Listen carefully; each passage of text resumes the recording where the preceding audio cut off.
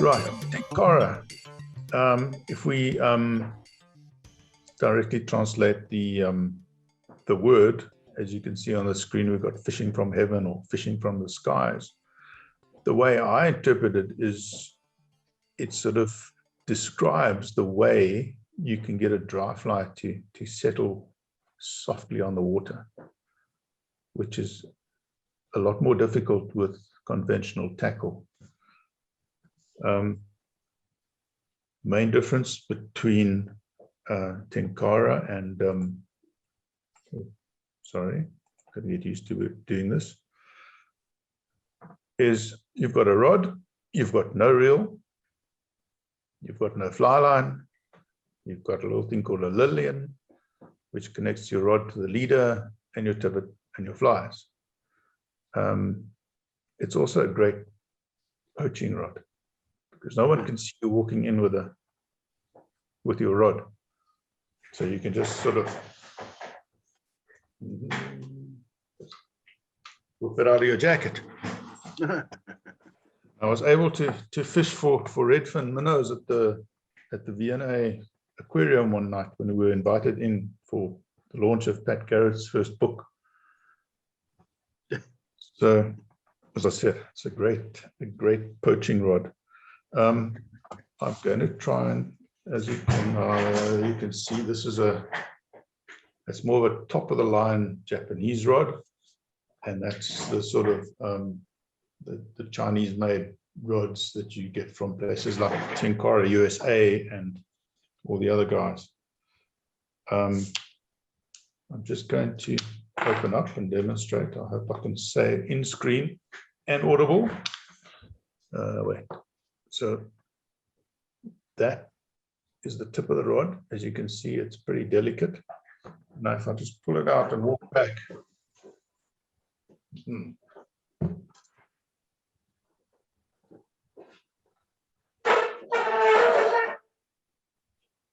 Split screen, yes.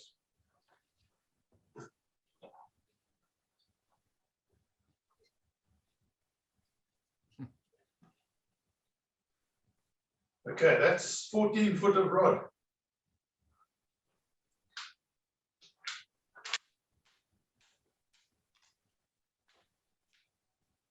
Amazing.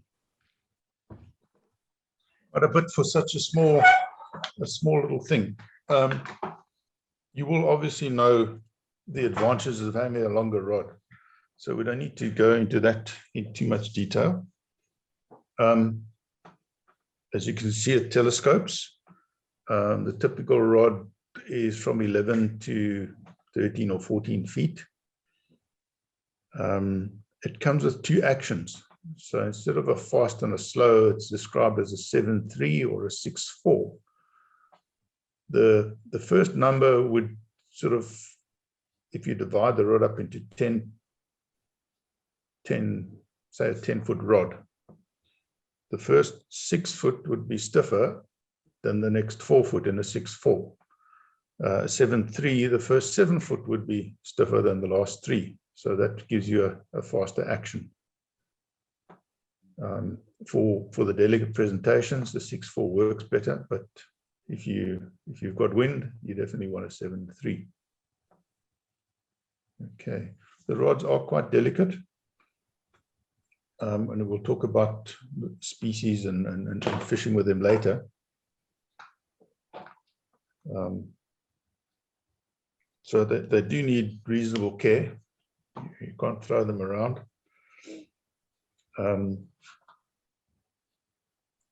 There we go. Typically, they're made, the image on the left is the rod I was had now. That's the Sakura from Japan, made out of carbon fiber like most rods. The one in the main picture is a bamboo Tenkara rod, a 12-foot rod that was made for me by Nick Hughes. You do get these commercially. And then, of course, the real fancy ones are made in multi-piece by the Japanese, using different species of bamboos and things to get the taper. but instead of telescoping, they'll be put together piece by piece to get a long rod. And they also use, for a different style of fishing, they'll use about a 20-foot rod and a net with a long handle for some species. But we won't be covering that today. As I mentioned, you've got the rod, you've got that little lilian on the end, which you connect your leader to. I'll show you a video shortly. And then your tippet and fly is just like a normal fly rod, except that you can't retrieve a fish using your reel. You've got to keep your rod up, and you've got to bring the fish towards you. You can't let your rod go flat, because that's going to put pressure on the components, too much on the components, and probably get you broken off. So you can happily keep it upright, and the fish can do what it likes. It's not going to break off very easily, because you've got the protection with that fine tip. The leaders are typically furled to give you some nice softness. Though you can, some people do fish with a level fluorocarbon line, especially for nymphing. The leader is typically the length of the rod you're using. So if you're using a 10-foot rod, use a 10-foot leader. If you start using a leader that's too long, you're going to have a battle to retrieve your fish. So with a 12-foot rod, a 12-foot leader, and a meter of tippet, if you hold the rod up, you've got the fish at your feet. But if you start going longer, then you've got a problem, and you have to hand your fish in, which is not ideal, because you've got a good chance of breaking it off if the fish shakes its head.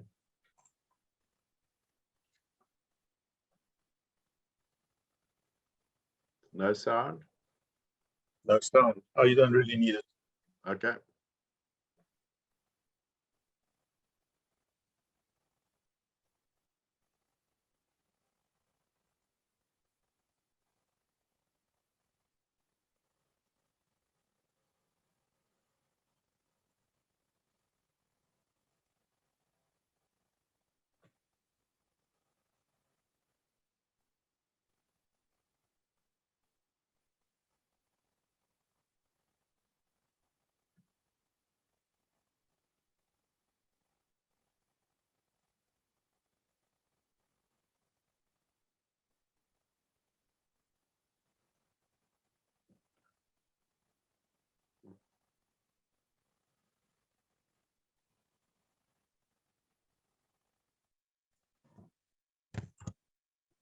There you go.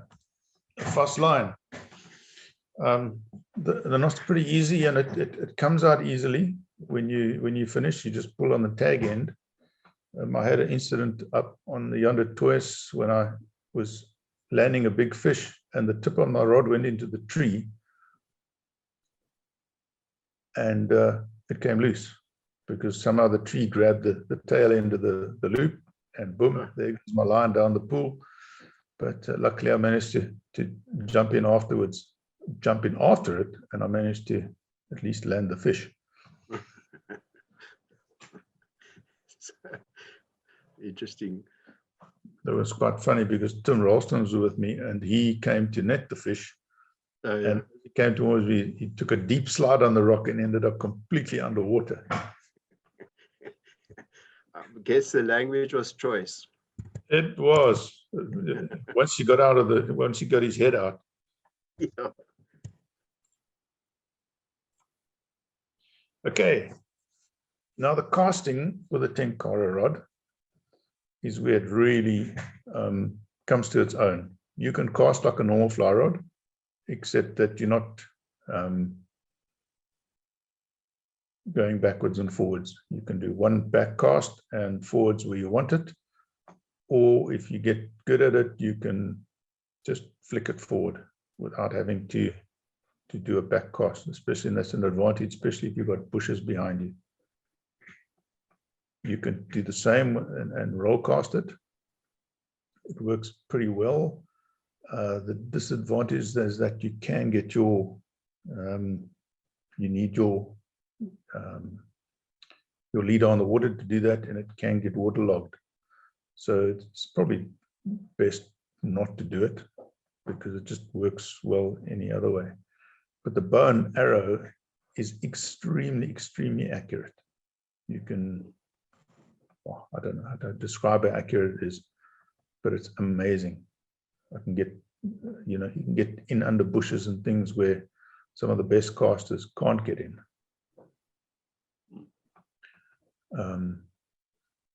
Just going back a few steps, the distance you can cast with a Tenkara is generally twice the length of the rod, because you've got the rod, you've got your leader and your tippet, and for a small stream, 14 foot times 2 is quite far, and it's going to get you most of the pocket water.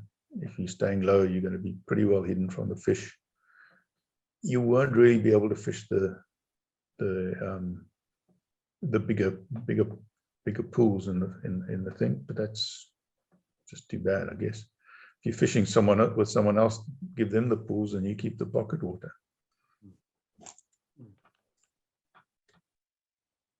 Greg, can I ask a question? In some of those tight streams, I mean, the length of the rod, doesn't that hinder a presentation or casting, should I say? No, I said giving you an advantage, because you don't have to backcast. Okay. And if you're in tight bush, you can just get down low and point the rod straight at it and bow and arrow cast. Okay. Interesting.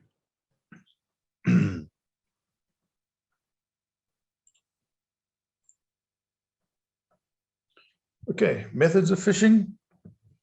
You can fish the normal dry fly, and that's where the technique's really at its best. As I mentioned earlier, you can, with a light leader, you can get the fish, the flies to just settle down like thistle down, as they say, onto the water. And it's especially great when fish are attacking nymphs that are flying above the water, like mayflies or something. And you see these fish jumping out the water at them. And if you put on a nice fluffy fly, you get this thing to just settle so softly, and it can get taken in the air before it even hits the water. Not that it happens often. Okay. Standard nymph fishing works well. Sorry, I'm just checking something. Yeah, standard nymphing is great. Both those methods, the dry and the nymph, you can cover the water a lot more efficiently and a lot quicker than somebody who's got to retrieve their line, make a few false casts, put the line down. By the time they've done that, you've drifted the fly 4 times over the little pocket water or whatever in different places. Yeah. You can fish a combo, dry and dropper.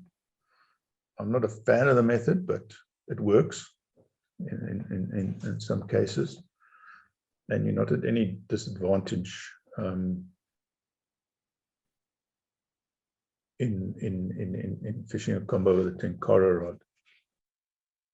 Another big advantage, well, it might come in my notes later, is that if you coming up to a pool and you're trying to fish the lip, and the lip's got a run behind it, it's very difficult to fish with a conventional rod unless you can lay your line over a rock to the side or whatever, so your line doesn't end up in the fast water and drag your fly at a stink spit over the pond.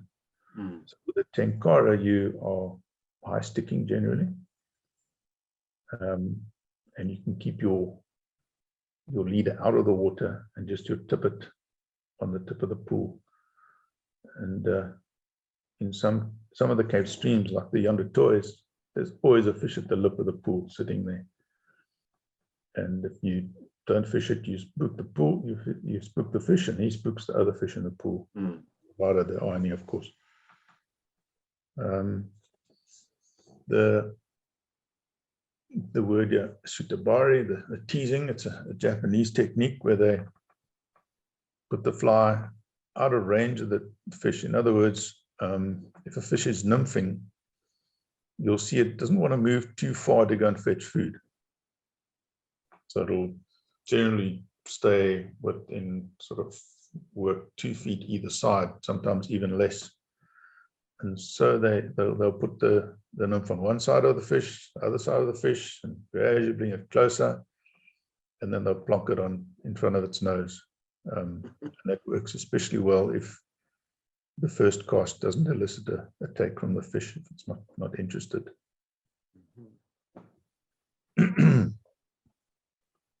Excuse my voice getting croaky. I'm not used to talking a lot. Okay. Landing the fish. Just keep your rod upright and the fish is going to come to you. Just gradually just lift your rod. If it's a smaller fish, you can grab the tippet and release the fish. I normally try and slide my hand down the tippet, grab the fly and release the fish without it even coming out the water if possible. But the upward pressure of the rod tends to get the fish near the surface quickly. So when you get to it, it's normally still quite feisty. So it hasn't been run ragged. Especially the smaller fish, they just come right to the surface because you've got that leverage advantage. They just can't pull it down. Okay. The tippet, I would normally put a short piece of 5X and then a 6 or a 7, depending on where I'm fishing. But generally, you don't use anything stronger than 5X because then you're putting your rod tip at risk. So if you stick with 5X as a maximum strength, you're not going to break the rod. The tippet's going to break. It's, and you can put a lot of pressure on a fish with a 5X, as you well know.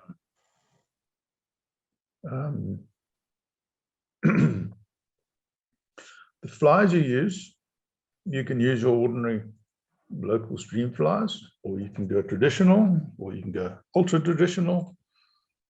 We'll have a look at some of the flies here. This is a selection of flies from different districts in Japan. So each little district's got their own sort of speciality. And you'll find that people who move will go and fish from one district to the other will go and adopt the flies and fish the ones that are used in that district.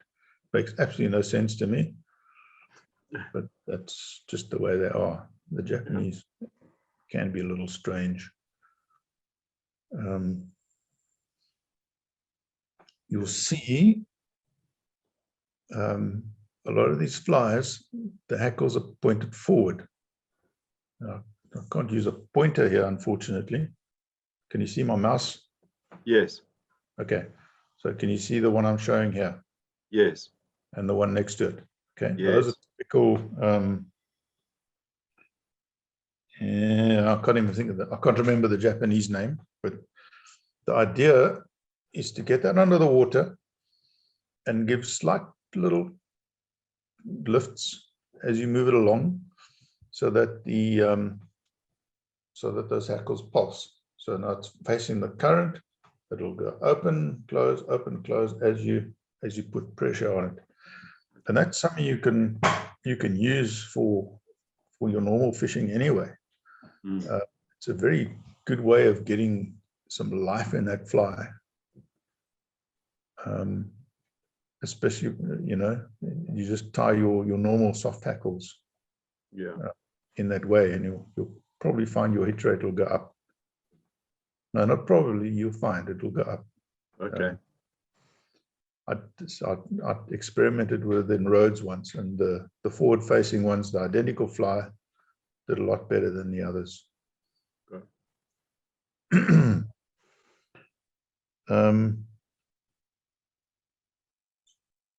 Yeah, that's regional flies. Then they've got another fly they call the banshu. I'll show you a better picture now. And these are highly decorative flies. They use snakeskin and gold foil and all sorts of stuff to produce these.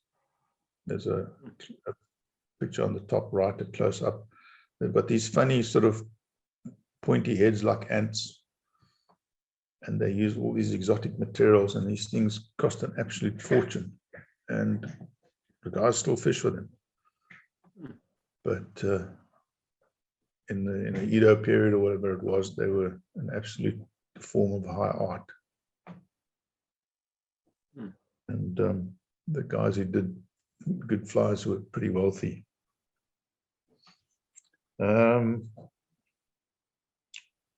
Okay, we'll just move one on, and that's to the nets.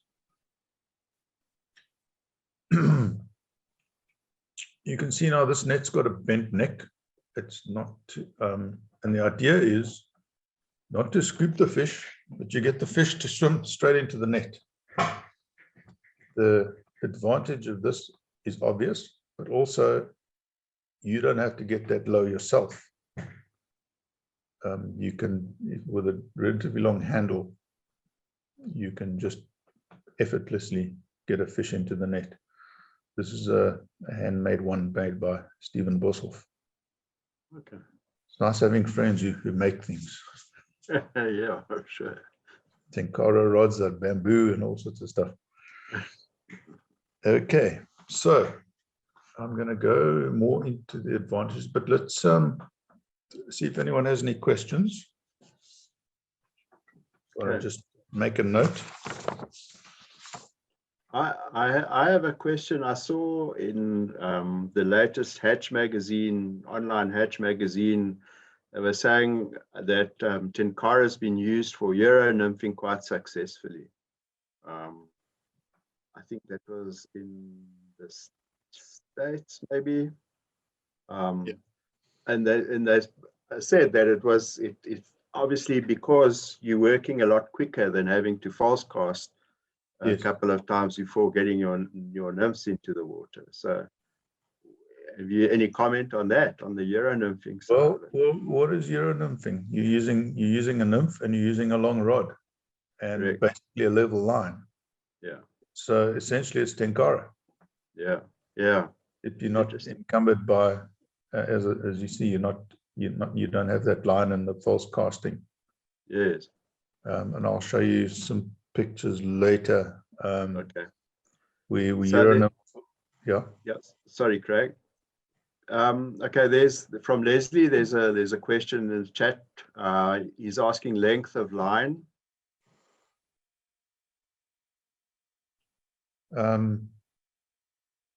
I'm not sure what he means by that, but generally, as I mentioned, the length of the line or the leader is usually the length of the rod. Yeah. Yeah. Okay. And then Garon asks single fly or two. Okay, just hang on. I'm just busy with, I think, Leslie's question here. Okay. We use off water for sure. Yeah. Okay. Furled or mono, I've generally used furled, even mono furled. Although, yeah, actually, I've never tried the level. So I think that's maybe for the purest Japanese. Okay, sorry, who's the next there? Garon, he asked single fly or two. Oh, that's an excellent question, Garon, because when I take someone onto a stream for the first time, or fish with someone on a stream for the first time, I show them my neat trick. And it developed from not being able to see a small dry fly very clearly. So what I did was I set up a tandem rig with a bigger dry fly and then the smaller little tiny little CDC nymph, not little fluffy little CDC dry. So you've got them a foot apart and you know where more or less your small fly is because you know where the big fly is. So if you any splash anywhere near the big fly, you lift up your rod. Yeah. With Tenkara, just a light lift, and that's all you need to do. But it's also an excellent way, whether you're using Tenkara or anything else, of telling whether you're getting a drag-free drift. Because if the flies come down the stream at the same speed, you're making cuck. If they dance around each other, then you know you got that thing perfectly drag-free. Okay, interesting. Does that answer your question, Garon? So yeah, you can fish too, and it gives you quite an advantage. Okay, Peter Daly has a question. What is the shortest telescopic rod length used for small streams? 10. Shortest. Okay. Yeah. Yeah. So there was Leslie also asked, would you shorten the rod and telescope it in? Yeah. I've done that in the past when the horselet was really bushed in, and I've sort of halved it to just get in the sideways cast. So I've dropped it in. But if the fish takes, you've got to get that thing out quickly, because if you're fishing for half a rod, then you're going to have a breakage. Okay.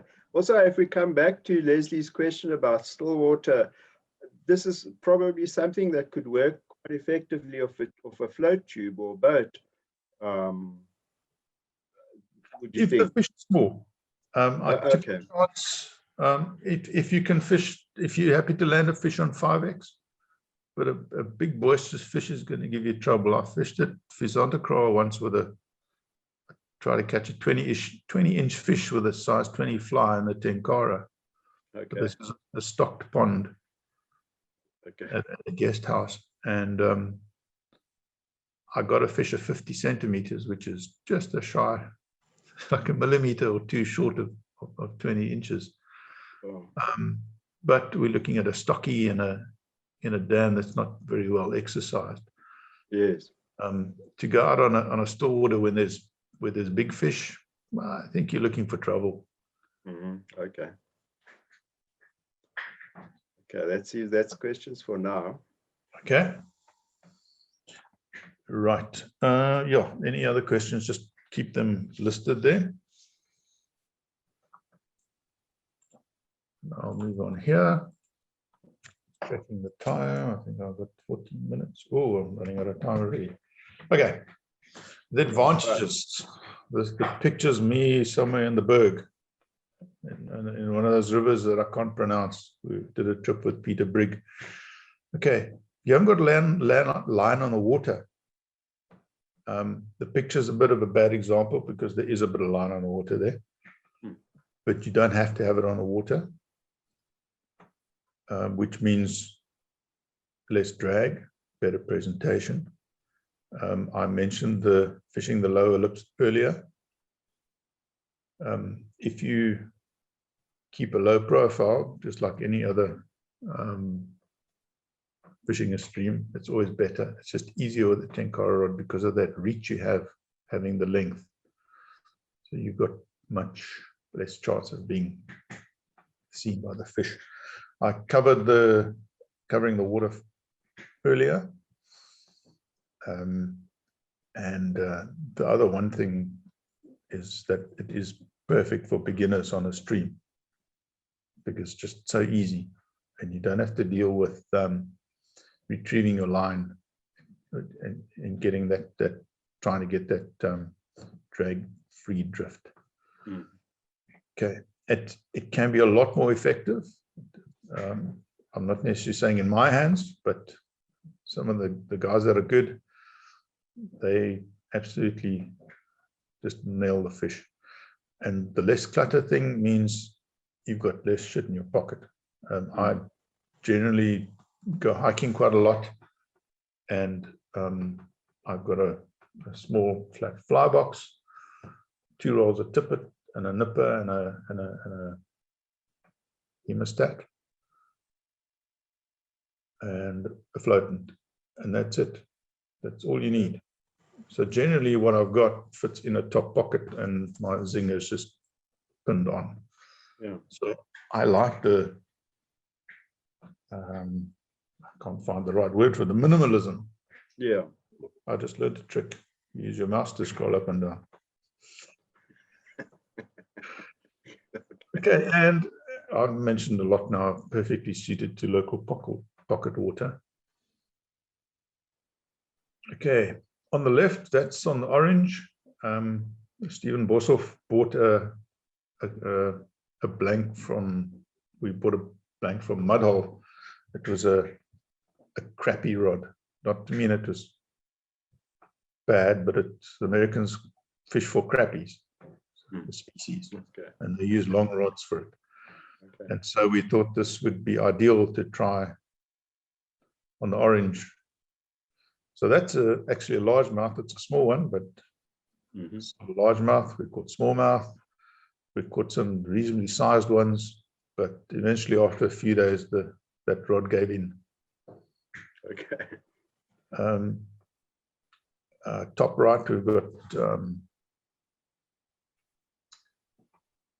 redfin minnows. It's perfect for that kind of thing if you're fishing a very small fly and take a short rod. You can really do some species bashing. In the same tank of that minnow is a Cape Kerper, and we've had a lot of fun in the higher areas of, say, the Davenox River and Grootvadersbos in catching Cape Kerper, these things. They are so aggressive, they'll take any nymph. And then on the bottom right is a decent fish from the Yonder Toys, the one of the story of me losing the line coming loose and Tim sliding into the pool. So it is, you can catch a nice size fish. I don't know what size that was, but it was a nice fish. I see while you switch, there's a question from Alfie. So you actually prefer fishing Tenkara on the Cape streams? Yes, I very seldom use a conventional rod now. If I do, I take out a bamboo rod that Stephen made for me for a change every now and then. But it's either bamboo Tenkara, or if I'm hiking the smaller rods, or the Japanese ones. Okay, sort of just quickly go through the history of Tenkara. They say that it was sort of developed around the Edo period, when Japan sort of became more peaceful, and there were lots of wandering samurai around. They called them Ronin, masterless samurai. And it said they were taught to fish, but it seems a bit unlikely to me, but that's the myth. It was for 2,000 years a favored technique, using those put together bamboo rods for professional fishermen because it was so efficient. So they didn't want to mess around with reels and other things. I suppose maybe reels hadn't been invented yet. It was pretty much limited to Japan. Well, there is a similar technique in the English dapping. The Italians had something similar using bamboo. It was just one length of cane rather than bamboo.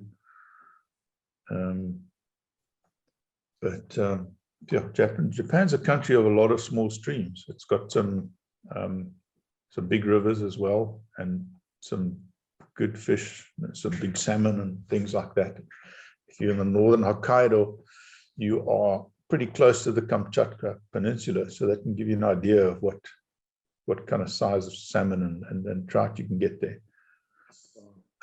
The Japanese trout are the most beautiful trout around, as you can see from these pictures. They, some of them actually are char, but well, a trout's a trout, isn't it? Yeah. And originally they obviously used bent needles. The tippet was made of horsehair, mare hair. I don't know why they used females. And of course, being a bent pin, they were barbless, and the guys made a living. When they tied their flies, there was no such thing as a vice. They sort of sat on their haunches as they do, and the leer would be connected to the fly. Let me just go back a bit quickly, just to look at those flies. There we go. You'll see a lot of them don't have an eye, so they made a loop. So they tie the loop on, then they'd put a line through that loop once that was done around the big toe, and that would give them some, almost like a third hand or a big toe. And that's about it. I think I've covered everything. Yes, I do. Okay. Any more questions? And yeah, so typically cost of a Tenkara.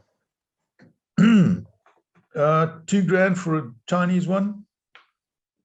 Top of the range, these Sakura rods, 7-8 grand.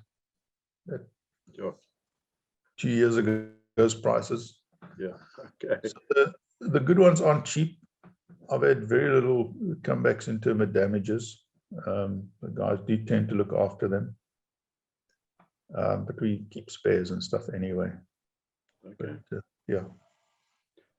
Question from Leslie. Can you see that? I'll have a look now. Chat. Oh, the 6473. Yeah. Leslie wasn't listening. Leslie, as I tried to explain earlier, if I take a typical 10-foot rod and I divide it into 1-foot sections, so it's divided in 10 sections. A 6/4 rod would be stiff until the 6th section, and then the next 4 sections would be softer. The 7/3 would be stiffer 7 sections, and the next one softer, which essentially gives you a faster rod. So the 6/4 would be softer and the 7/3 faster. There are 8/2s around, but they're pretty rare. Yeah. So then if he goes on to ask recommendation for starters, softer or faster, that's where he was leading to. Okay, so it depends where you're fishing. If you're expecting windy conditions, often then a 7/3, but a 6/4 gives you a much better presentation. So I'd say if you're fishing the streams in Mpumalanga, you're probably less likely to encounter wind. So 6/4 in the Cape, a 7/3. I normally just take 2, one of each. What's wrong with that? You see Alfie's question. So there's some nice top end rods. Any budget options to just check in the backpack? You're looking at the Chinese ones for about $2,000. They're not that short, but they'll work in a backpack. Not a problem. Not as easy to hide if you're poaching. Yeah. And another question from Leslie. What is the folded length? Leslie, the shorter ones you're looking at 40 centimeters. The longer ones, which obviously have less pieces, 54. Okay. Peter, the bamboo one I've got fits together. It's not telescopic. So it's a 3-piece rod with rather long sections. Now this is bamboo in the sense that we make hexagonal bamboo normal fly rods. The Japanese bamboo ones are probably, I haven't seen one that's telescopic.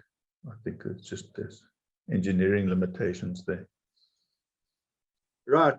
Thanks very much, Craig. Really appreciate your time. And guys, you can visit StreamX for sure.